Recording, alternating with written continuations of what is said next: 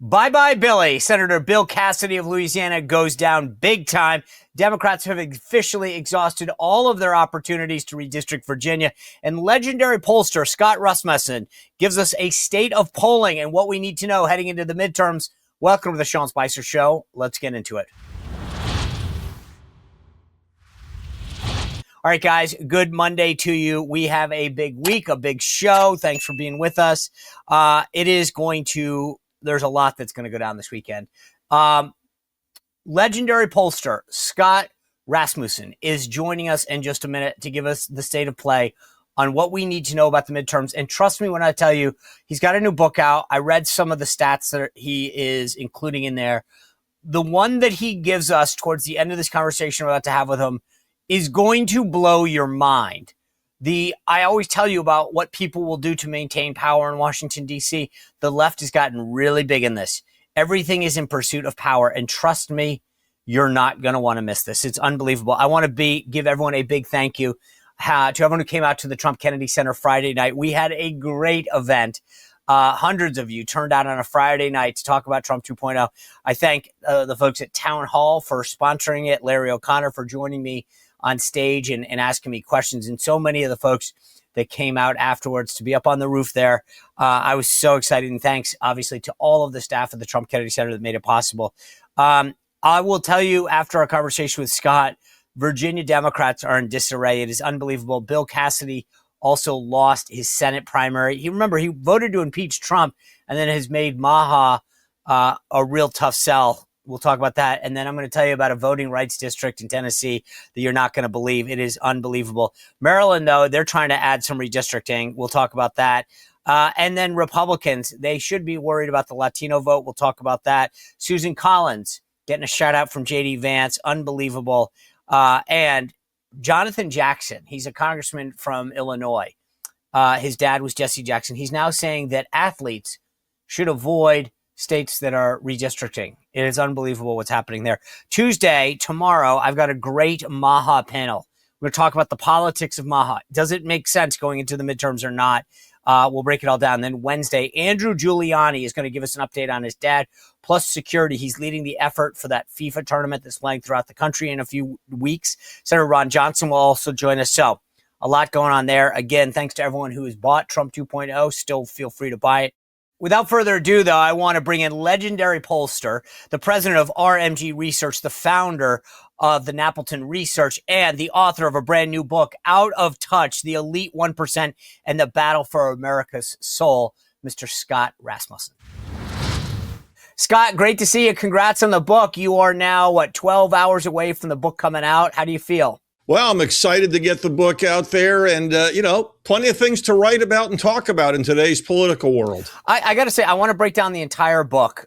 There's so much that it was actually kind of, to me, I got excited about certain parts. I'll explain why. And then obviously I want to get your take on the current political environment based on your polling background. But I think one of the things, every time that people talk to you, it goes overlooked that you were a co-founder of ESPN. Yeah, that was a long time ago. People don't remember what the world was like before ESPN. Only one college football game on a weekend. Most major league teams didn't have their games broadcast. It was a bleak time. So the world has changed a little bit since 1979. And what most people don't realize about the ESPN story is it really was a tech story, not a sports story. The reason it happened is because we learned that we could send a satellite signal around America for less money than it costs to send the same signal around Connecticut via traditional landlines. That opened up lots of possibilities. Are you by background, are you a real sports junkie? I know you're a numbers guy, but are you a sports guy? I have the sports that I love, and I grew up playing hockey, did a little bit of beach volleyball, and I still believe the world is in bad shape unless the Yankees are the reigning World Series champions. Oh, okay. Well, thanks for being with us today. We have to move on. But just real quick before I get into it, there was this back and forth the last couple of days about the NFL and whether or not streaming services in particular should be getting games. And because there's a big discussion. Obviously, I don't know. Do you have a dog in this fight as far as and it matters that most of these games now are getting bought up by the Amazons of the world, and Netflix is in the game. I mean, like, sports now is going the way of everything else, and I question whether or not free over-the-air broadcast is sort of a thing of the past. I'm afraid it probably is, and I think that's really bad for the NFL, as well as other sports leagues that have gone this route. Once you begin to narrow your audience and require people to pay before you get there, you begin to lose brand value. It may not show up for 10 years or for a generation, but I believe that if things continue to go the way they appear to, the NFL will be a lot less dominant 10 years from now than it is today. All right. We're going to keep that on the tape, and we'll see what it is. All right. I want to get into the book because it's really interesting. Chris Rufo wrote the intro to the book. And I want to read what I love this, because as you start a book sometimes, and I just published one a couple weeks ago. But I loved how you started it, because not just my intro was President Trump, by the way, but you had Chris Rufo, and he said something in the beginning that I loved because it kind of got my head in the right place. It says the central claim of this book is straightforward but unsettling. A narrow elite has grown increasingly disconnected from the American people, while consolidating influence inside the institutions that shape culture, law, and daily life. This elite does not rule by popular consent so much as by insulation, buffered from voters, shielded from accountability, and confident in moral authority. I thought that, to me, I was like, okay, now I know what I'm getting into. Who is this group of people? Well, the group that we identify as the elite 1% are people who have a postgraduate degree, they make a lot of money, and they live in densely populated urban areas. I'm not talking Cedar Rapids, I'm talking Manhattan, places like that. These people have a dominant role in the narrative, and it's something that we have been observing over time. It's disguised a little bit in most public debate. I mentioned it's people with a postgraduate degree. The biggest gap among voters is not people with or without a college degree. It's people with a postgraduate degree have views that are much different than everybody else. And when you begin to look at this group, this elite 1%, what's truly frightening is they think the rest of us have too much individual freedom. They have tremendous trust in the federal government. Half of them don't think you should be allowed to vote if you don't have a college degree. Views that are really not just opposed to the American people today, but a complete rejection of America's founding ideals. All right, can we go through this once again? So they have not just a college degree, a postgraduate degree. Okay, I checked that box. I have a degree from the Naval War College. So there's it. Give me the next one. Okay, so we call you elite adjacent unless you hit all three. All right, I want to know what's number two. Number two is you make at least $150,000 a year. Number three is you live in a zip code with at least 10,000 people per square mile. For where I live in Alexandria, Virginia, there's no question we hit that. So I qualify as one of these elite folks. That's right. And there are people, and I talk about it in the book, you get into it as a pollster and you start talking about these groups. There are differences. In fact, about 1 out of 5 people in this elite world do think we need more freedom. So it's not a monolithic view.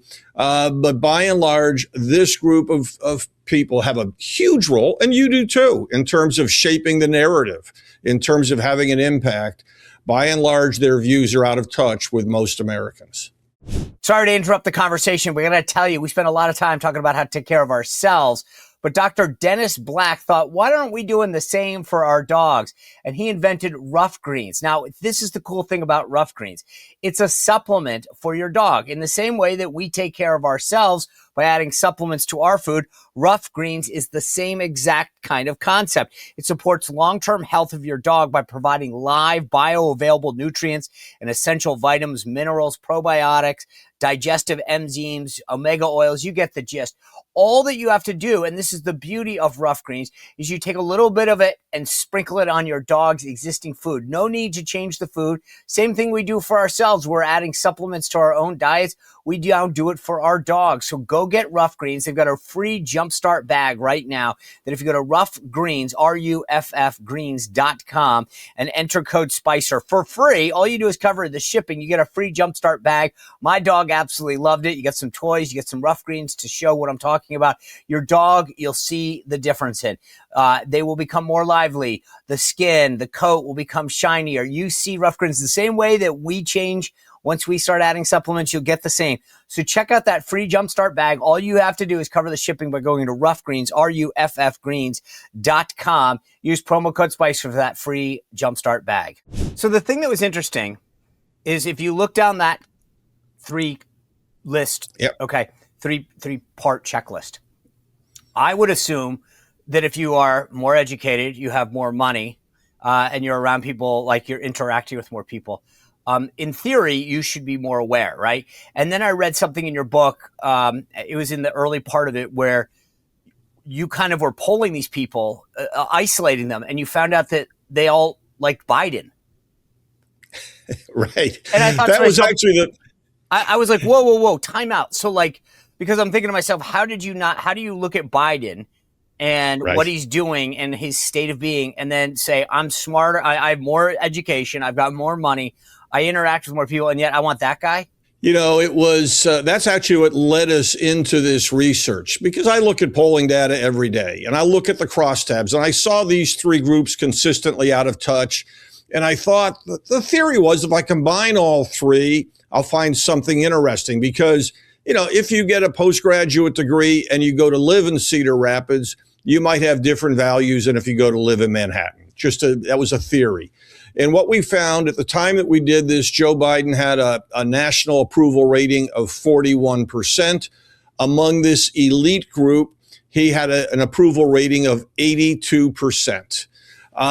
It was mind-boggling to me, but I think it reflects generally an attitude that smart people should run the government, that these people, they actually believe that most Americans share their views, which is another reason they're so dangerous. But you also get into this divide that we have. By the way, that when I said that number, when I saw that, when I read that it was in the 80s, that's double. I was like, holy smokes. Like, I think I know a lot of these people, by the way, in the DC area, but it explains a lot, because I always assumed, and this is again why maybe I cut against the grain, that if you had more money, obviously you're probably doing better. You're more educated. You'd be like, oh my God, these policies are out of whack. And then I read that statistic that you put in the book that it was like 82% compared to the 41. And I'm like, holy smokes. But you also tell the tale of women who are friends. And I think this is everybody to some extent face this, who just don't talk about politics anymore because that's the one divisive issue. And I think that I've seen that in my family. I've seen that in friend groups where, especially considering that most people know what I do for a living and who I've worked for. And they'll be like, can we not talk about, anything political? Yeah. In the book, I talked about these two Midwestern women. They've known each other for more than 50 years. They have the same values. They actually share pretty similar views on most policy matters. But one went into a world where she sees more Democrats. The other went to see more Republicans. And they just cannot discuss politics. They cannot even comment on a post made by the other one. And unfortunately, they're not alone. They happen to be a nice anecdote that I could share in the book, but our polling shows that only 21% of Americans today have a friend from the other political team that they can have a rational discussion with about politics. It's interesting because you have this other part, and I don't know whether you call it anecdote or study, because I know you're a pollster and data driven, but so I apologize if I don't say it correctly, but you talk about an example where each side doesn't believe the other side loves the country. We're questioning the motives of folks now. And whereas before it was policy disagreements. I want lower taxes. You want higher taxes, more government, less government, right? That's how I grew up in politics. There was a policy difference. Now I fundamentally see you as like an enemy of the country, of my way of life. Right. It's really sad. Most Republicans do not believe most Democrats love their country. Most Democrats do not believe most Republicans love their country. One of the interesting things that happens when you dig a little deeper into this is when you ask a Republican about what Democrats think, they're kind of assuming that all Democratic voters agree with whatever the Democratic leaders are saying. And obviously, Democrats do the reverse. The good news is both sides are wrong on this. There's overwhelming love for our country. There is overwhelming belief in our founding ideals of freedom, equality, and self-governance. There is a lot of common ground among the American people, but somehow we've lost sight of it. But Scott, I had Brent Buchanan from Signal Polling on my WABC radio show over the weekend. And one of the statistics that came out of his polling is that among young Americans in particular, socialism as a governing way is now almost matching capitalism. And I do question, if you believe in socialism, then you don't fundamentally understand the being, the ethos, the id of America. You know, I would agree with you if you were using what you would understand to be socialism. We've done a lot of polling on this topic, and we've asked people what they think socialism means. And among people who say they like socialism, only 1 out of 3 believes it means more money and power going to government. Most people who say they like socialism say they prefer a free market economy. The word socialism doesn't mean, what people of our era think it means. Most people who like it think it's kind of decision-making closer to home. Maybe it's a little bit like, a kinder, gentler form of conservatism or something. There's the words. We have a lot of problems with this in our political bubble. People use words in politics and assume they mean the same thing in the general public, and they just don't. So it's not that when I think that this young kid likes socialism, I think that he wants basically communism when he wants Russia, Cuba. But what you're telling me is that that's not what he is thinking he's saying when he says socialism. Correct. Exactly right. In fact, if somebody told me they like socialism, I'd probably say, well, that's great. I like free markets too. But when they're asked about it, to juxtapose it to capitalism, they just start making the distinction?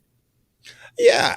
And again, we think of these words as having precise definitions. Words change meaning over time in different subgroups. My definition of being middle-aged is different than it was 20 years ago. That's just part of life. And so I think this is where we get into a lot of trouble on these topics. We assume that we're all using the same language. In fact, what was the old line about England and America being two nations separated by a common language? I think our elite political circles and the rest of America are now in that same boat. Well, I wasn't ready to go there, but I'll ask it now because you are a pollster extraordinaire. I've always said how you ask the question is a reflection of what answer you're going to get. So how often now do you look at a poll and say, of course, that's the outcome because they asked it in this way? Oh, always. Look, if you ask about data centers right now and you say that data centers are needed to support the growth of AI, you will get a more negative answer than if you don't mention AI as part of it. When you talk about an issue like the SAVE Act, people in Washington have a notion of what the SAVE Act is. Only 23% of voters could describe what the SAVE Act is. One of the big things, I talk about this a lot in the book, only 8% of Americans talk politics on a daily basis. 8? This is, there is a group that is politically obsessed, politically engaged. Most Americans aren't. And that creates a lot of the miscommunications. And I believe firmly that if you are the one speaking or if you are the one trying to communicate and your audience doesn't understand you, it's your fault, not theirs. You need to learn their language and find a better way to connect. So if you're in the political world, you need to find ways to connect with people who don't live and breathe politics. Don't you think this has been my pet peeve with House Republicans in particular, and obviously a lot of Senate Republicans too, which is that they assume that people know what the heck they've done. They know the impact that is, and they'll say stuff like, we've passed the working families bill. And I'm like, no one knows what the heck that is. So like, Right. and also you're not going to where they are, right? I saw a stat the other day, 70% of people on the right get their news now online. And so they're Right. still going to traditional media outlets. But I mean, how much of that, I get worried because I actually think Republicans have an agenda to campaign on. They're just not explaining it well. I think there's a lot to be said for that. In fact, when I speak to political organizations on the right, my first piece of advice is don't talk to normal people the way you talk in this room, because they won't have a clue what you're talking about. Right. And we lose sight of that. You need to explain things in things that are relevant to voters. And both sides, Republicans and Democrats, are really having a hard time doing that today. And I think it's because, in the book I talk about how we've become a 10-10-80 nation, with 10% on the left at war with 10% on the right.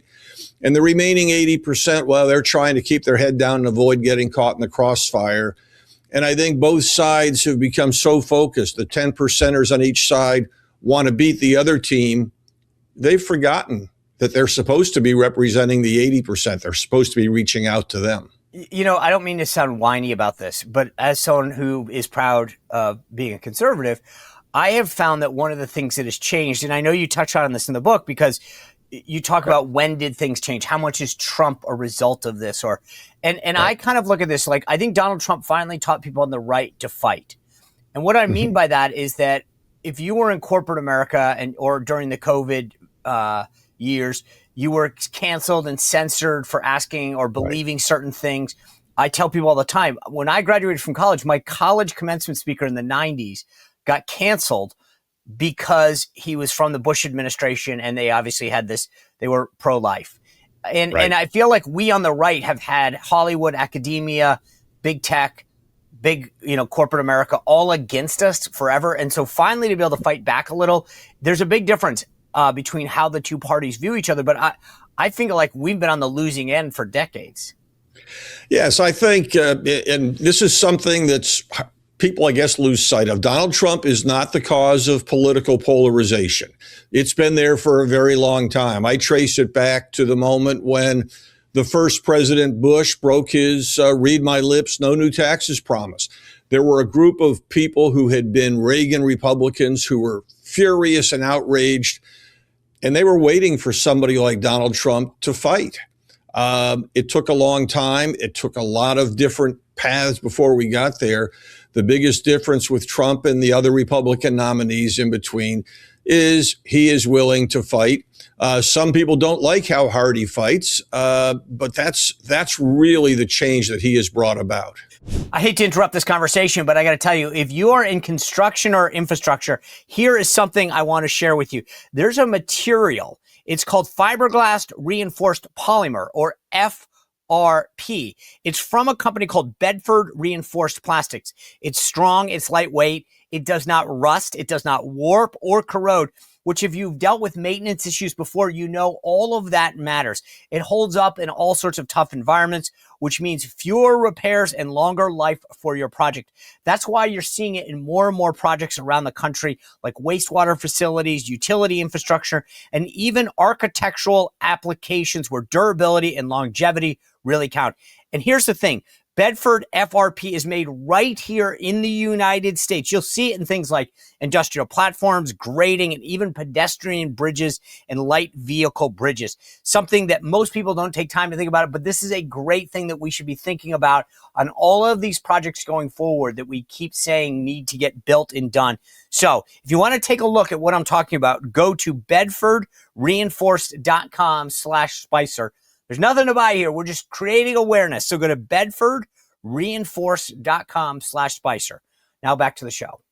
You have a chapter 11 talking about where do we go from here. And I feel like beyond the 10% of folks on the right that look at the 10% on the left, the role of the media is a problem. I mean, yesterday I was watching Sunday shows, and there was just mountains of misinformation about the Republican positions. One guy talked about on one of the shows on January 6th how they attacked the White House. That's just patently false. The Right. media in this country is so, the legacy media anyway, is so over the top bias. I wonder what role you think they're playing in all of the this divide. Well, certainly the media plays a role in the divide and the different forms of media, but I would say you've got it a little bit backwards. It was a bigger problem in the 60s and 70s when 94% of Americans watched one of three television networks. All three news shows had exactly the same stories, and it was mostly what they read in the New York Times in the morning. So in the 60s and 70s, there was a tremendous ability of elites to censor debate they didn't want to hear about. If you didn't make those 22 minutes of airtime on the evening news, your story didn't exist. What's happened since then, starting, by the way, with ESPN and that whole cable revolution, people began to have alternate sources of news available. And now with the internet, we see more of it. So yes, the legacy media networks still have influence, but nowhere near to the degree that they did 40, 50 years ago. And in fact, I think that's one of the reasons I'm optimistic about America. The elites have lost control. They have lost the ability to dominate or to control the narrative. And the more that other voices speak out, the better off we'll be. One thing that I think is different between how the two sides view each other, you mentioned the media proliferation, et cetera, and I don't really care about NPR and MSNBC and that's great. I actually just want the other side to exist, kind of to your point. I love that there's the Daily Caller, the Daily Signal, the Daily Wire, right? I love all that. I actually am happy to have plenty of folks on the left. I think that's healthy for democracy. Right. I just want to make sure that we don't get canceled and censored on the right. I think the left, though, actually doesn't view it that way. They don't want the voices on the right to, I mean, you'll hear this a lot. Why are you platforming so-and-so? Why are you giving them voice? Why are you allowing them into the briefing room? There is a difference on how we view each other. I'm fine. You go want to listen to NPR or MS, whatever they're calling themselves. Good for you.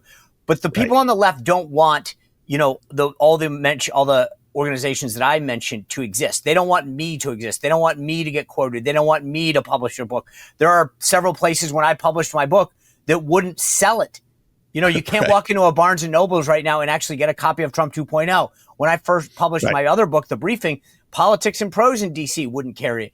That's the difference. I don't mind. I mean, I go into stores, they carry everybody's, God bless them. Good for you. The left does not want to acknowledge the right. Well, this goes all the way back to the man I consider the worst president in our history, Woodrow Wilson. He was the man who created and really pushed for what we now call the administrative state. And his view was that the problem was voters. Voters aren't smart enough. They shouldn't be involved in policy. We need to have experts deciding everything. And he went so far as to say that the role of these policy experts, of these bureaucrats that we've hired, should be to tell the people what they should get excited about and what they should be interested in. And when they've caught their attention, they had to tell people what they should think about it. I mean, this was Woodrow Wilson's dream of the way our country should work. And what you're describing is very close to that. You go back and read some of his writings, it's among the most chilling things that you're going to ever read. One of his mentors when he was getting his PhD, by the way, he's the only president ever to have had a PhD, but one of his mentors founded the American Economic Association. And to join that association in the 19th century when it was new, you had to disavow free market economics. You had to acknowledge that it didn't work. This is the world that Woodrow Wilson came and the administrative state grew up in, and it is a decidedly top-down, centralized control, and only the people who we deem worthy should be heard. Well, it's funny you talk about that, but in the book you talk about this culture of dependency. And I figure that's like downstream from what Wilson's talking about, right? The more people are dependent on government and these institutions, the harder it is to sort of talk about having freedom and free will and capitalism when you're creating as you call it, a culture of dependency. That's right. Peter Drucker long ago said the purpose of a business is to create a customer. And a lot of our government agencies act in that same way. They want to create that culture of dependency. Yeah. So as we look towards the midterms, let me ask you this. Like, you've been at polling for a while. You're still doing a bunch of it. You highlight a lot of it in the book, obviously, because we just went over some of this. What has changed in the industry of polling since you got into it to where we are now? Well, I'm going to date myself with that. When I first started polling, the big technical challenge we had to face was there was this new thing called answering machines, and people might start screening their calls. So the world has changed a lot. Now, if I were to pick up the phone and call one of my kids, their first reaction would be, "What's wrong with mom?" Because nobody talks on the phone anymore. You can't do phone polling the way it used to be. There's a lot more difficulty getting a good sample. And I'll just if you do an online survey, you're going to end up with not enough people in rural areas. I presume that's because they have better things to do than be on their phone all day. You're going to get too many postgraduates because they like to take surveys more than other people. So you really have to be very careful about getting your sample. And I think the other thing that I would say that we've lost, and this is perhaps the result of so many polling aggregation sites, polling is not a precise tool. Polling always has a margin of error. If you get into these races and somebody is up by a point in the poll and they lose by a point, that doesn't mean the poll was wrong. It means there was a margin of error. I think we've lost the ability to actually interpret polls with a little bit of humility. And I would say, if you went back far enough, if you went back to 2016, a year you remember well, that's when I really began to notice a gap between the polling and the analysis. Despite all the rumors and the myths, the polling in 2016 was pretty good. Hillary Clinton was projected to win the popular vote by 3 points. She won it by 2. 47 of the states were easily decided, and the winner was picked by polling. There were 3 states that surprised people on election day. Pennsylvania, Michigan, and Wisconsin. In Pennsylvania and Michigan, the polling averages showed the race was a toss-up, and the last poll in each of them showed Trump ahead. Only in Wisconsin was the polling off.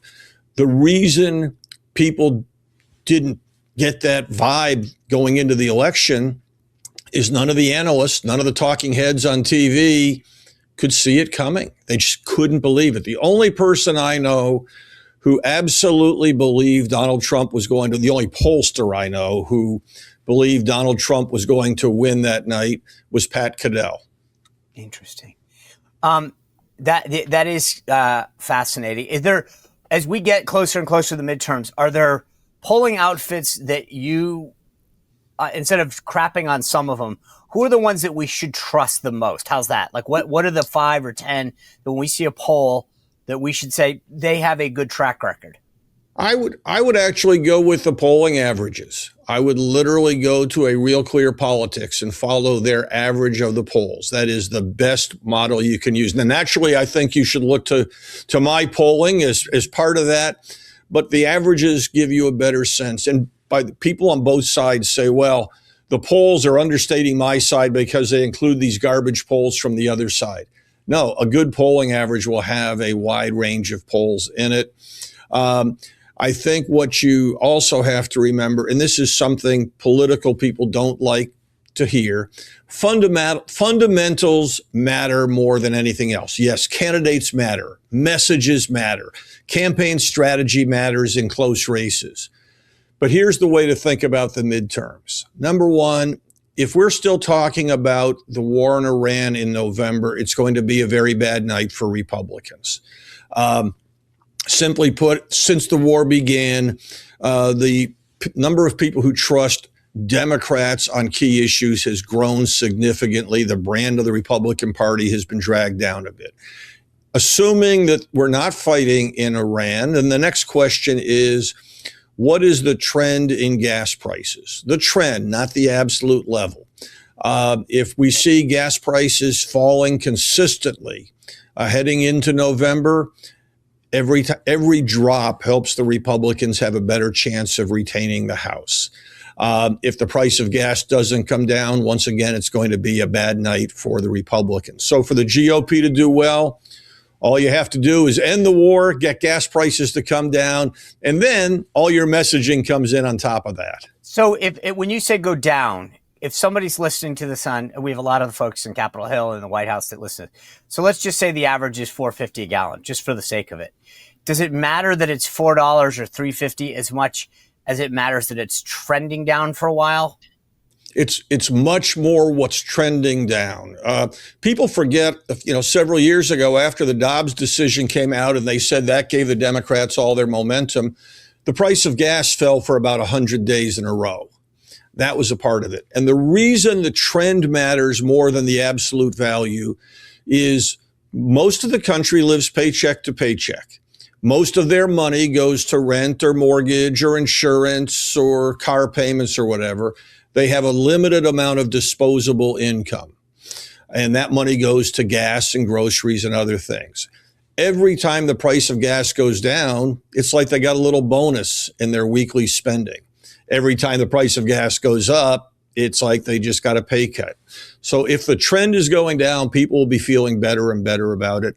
The way we track it, we ask people, and I think this is the most important economic question from a political perspective, are your personal finances getting better or worse?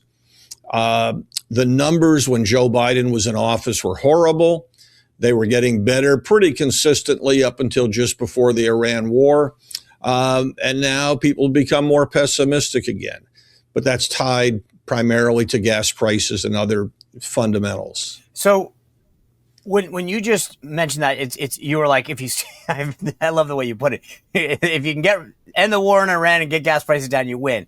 Does that mean that the messaging doesn't matter? Because I know the buzzword right now is affordability. And I guess the way I'm asking you this is how much of the midterms is tied to the policy? So if those two things don't happen, we're screwed. If those two things do happen, we're in good shape. How much do they have control by saying, what if we craft a really good message and hammer it home? Will that make a difference? Yes, it will. And the messaging has to connect. The reason gas prices are coming down is because of X, Y, and Z, or the reason you're feeling better about you have to make a very clear connection between what people are feeling and make the case that your team is the reason it's happening. That matters a lot. Also, the basics are there, but things do move off the baseline.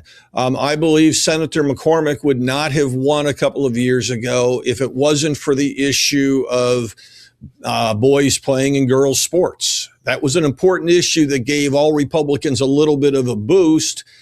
It wouldn't have mattered if the fundamentals hadn't have made it close. So the messaging and the strategy and the policy can have an impact, but it moves you off a baseline. All right. The last thing I want to ask you that I found stunning in your polling is that 69% of America's politically active elite class would want their candidate to cheat to win a close election rather to accept the voters' decision. Did that scare you? That is the most terrifying poll result I've ever seen. And I think it's a direct reflection of the fact that these elites really don't think the voters should have any say in it whatsoever. They think they know best. They also, by the way, believe that if there's a regulation that they think is needed, but that voters disapprove of, they should just ignore the voters and do it. So yes, it is terrifying. I call, the subtitle of the book is The Elite 1% and the Battle for America's Soul. That battle is between elitists who reject our founding ideals and the vast majority of Americans who still embrace the ideals of freedom, equality, and self-governance. We are going to win that battle, but it's probably going to get worse before it gets better. One quick follow-up. Does that stat break down on partisan or divide, or is it equally where because I assume the elite that you talk about is largely leftist. So it's I just want to make sure I'm clear on this. That's the left saying it's okay, do whatever you need to win. It is. There are some on the right who would say that as well. The way I describe it, Republicans and Democrats among the elites aren't the same as Republicans and Democrats in the general public. If Republicans are a little bit to the right of Democrats among the public, yeah, you'll see a little difference among the elites too. But it's very troubling. Scott Rasmussen, congratulations. The book is Out of Touch. It is out tomorrow. Go on Amazon right now and order that book. I really appreciate you being with us. Thank you. Holy smokes, what a conversation. And by the way, that last day, I mean, the guy's been in polling for a long time. And to get shocked by that statistic, that tells you what a big deal it is. These elites who he describes, we know them. These are the people who think they know better than everybody else.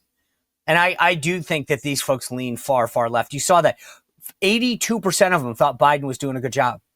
These are people who make a decent amount of money, who are well educated and live in these urban areas. This is the problem. And they are willing to do whatever it takes to stay in power. That's what you got to know. But I mentioned at the beginning, Virginia's attempt to redistrict got shot down by the Supreme Court. In one sentence, the Supreme Court made it very clear, we're not taking this case, folks. Not going to happen. And the thing that was so interesting, I couldn't help, but I noticed it before, Virginia Attorney General Jay Jones, maybe if you had actually spelled Virginia right, attorney right, senator right, they might not have, what about this? Filed it in the right court first. I mean, this was a clown show from the beginning, but the Supreme Court making it very clear, we're not getting involved in your clown car exercise here. So Virginia's attempt to completely redistrict shifts back, and that's going to be a big, big deal. And you know what? This is a huge rebuke. They probably, when all is said and done, and I know the media tries to minimize this, I think it's well north of $80 million that the left spent on this. Unbelievable. I mean, this was a big deal, and I'm glad that they got brought down on this. But in another twist of irony, I've told you guys, I think before, if not, just sit back and listen to this. In Tennessee, there is a Voting Rights Act district. It's in the Memphis area. But here's the kicker. It's been represented by a white guy for a long time. His name is Steve Cohen. You don't ever hear about this, do you? The Democrats don't want to highlight the fact that this district that they drew for a black Democrat has been represented by a white Democrat, Steve Cohen, for a long, long time. Here's where it gets fun, though.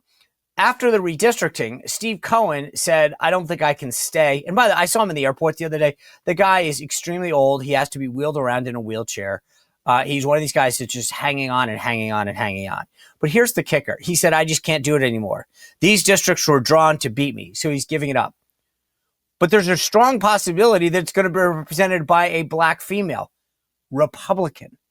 So after all of their whining about what this is doing to black representation, you actually are taking out the white Democrat and potentially replacing them with a black female Republican. You don't hear anyone talking about that, do you? No one seemed to care that the white guy was representing the district drawn for a black Democrat in the first place, because as long as it's a Democrat, that's what this is really about. But then when it turns out that they might actually get a black representative, but it just would be a Republican, well, then we don't want to talk about it. I love that thing. I mentioned also Bill Cassidy, the senator from Louisiana, voted out spectacularly Saturday night. I mean, check this out. Knowing what you know now about the farce that was put forward to the American people and the Congress, knowing what you know now, would you still vote to actually convict Donald Trump of the charges that he was put up for? Reporters always love to ask that question. I'm a doctor. You give me all the information I can, I make a decision, I move on. I don't keep on going back, what happened 5 years ago? I'm thinking about what's going to happen 5 years from now. Senator, with all due respect, you just talked about the stuff you've done for the last 5 years. You just touted everything you've done for the last 5 years. Why can't you answer that question?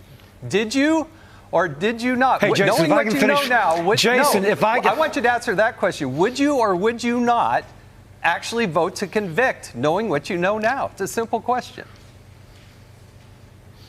Yeah, Jason, you may go back and flagellate yourself over decisions in the past. I do not. I move on. By the way, what I'm talking about is not just the present, it is the future. By the way, the future also includes that if somebody wants somebody working for the state of Louisiana for the future, not fixated on the past, then polls close at 8 o'clock tonight. Get out there and vote. This was not the result that I necessarily wanted, but I feel great. When you participate in democracy, sometimes it doesn't turn out the way you want it to. Julia Letlow, who the president endorsed, got 44.8% of the vote.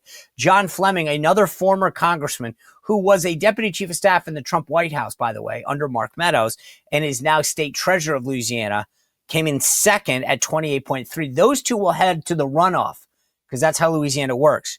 But check this out. In third place, longtime incumbent Senator Bill Cassidy at 24.8%.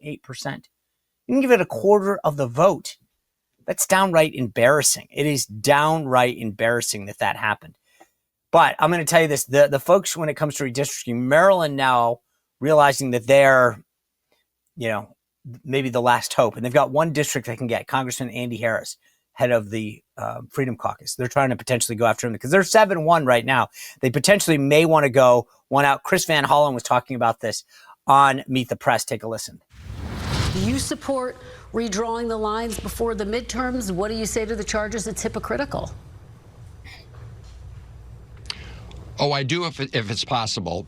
Look, here's my view, Kristen. I've always supported nationwide, nonpartisan redistricting. We should put on a blindfold and we should draw congressional districts in nonpartisan ways. But Republicans have blocked that legislation at the federal level. Meanwhile, Trump has ordered Texas to engage in redistricting, which they did. So I am very much opposed to unilateral disarmament. I want to thank California for what they're doing, the Virginians for what they did despite their Supreme Court decision. And Maryland and other states should do what we can because the future control of the House is at stake right here. And we need to do everything we can to prevent a continuation of what is a complete rubber stamp for Donald Trump. You heard Lindsey Graham. He said this is the party of Donald Trump. All right. You get the point. They'll do whatever they can get, right?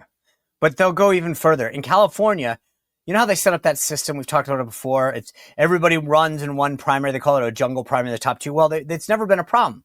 Democrats always win. But now in California, we're hearing that two Republicans might actually pull this thing out.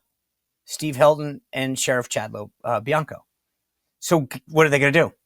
You guessed it. California is already talking about getting rid of that system because, well, they're not guaranteeing an outcome anymore that they like. That's just how bad these guys love power. They will do anything.